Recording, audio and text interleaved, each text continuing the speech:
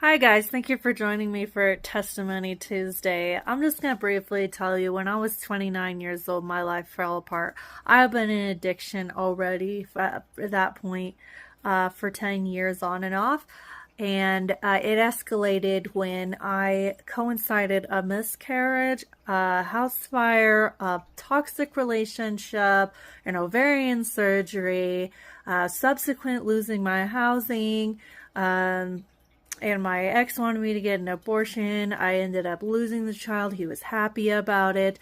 And then I ended up moving into a new apartment. But at that point, I had just given up hope.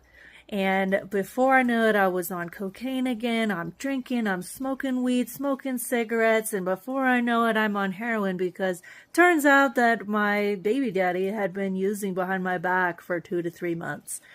And before I know it, I was spiraling out of control, and I was also stealing.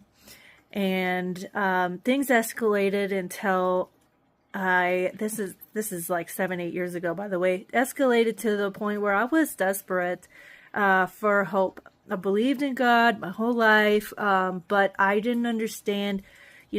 When I was 18, I found out that I was sexually abused as a child, and it kind of just spiraled me into this cycle for like 10 years where I just kind of lost my mind. So, yeah, when I turned 29 was April 9th, 2017.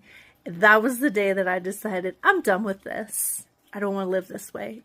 And 5 days later, so during the 5 days I detoxed at home, which I don't recommend. And 5 days later, I went in to rehab on Good Friday, which was Easter weekend, and decided to die to the addictions and the bondages and be raised back to life.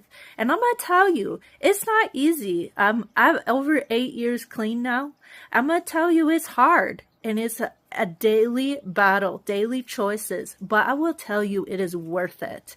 Jesus Christ saved my life. I found hope again. I feel a purpose.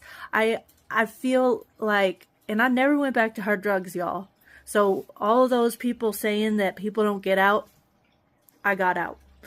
So I just want to start sharing snippets of my story because people need hope and they need to know. I understand rock bottom, but guess what? I also know what it feels like to climb back up. And you will get there too. So if you need any support, please reach out. 988 is the suicide hotline. And there is help out there for you. God bless.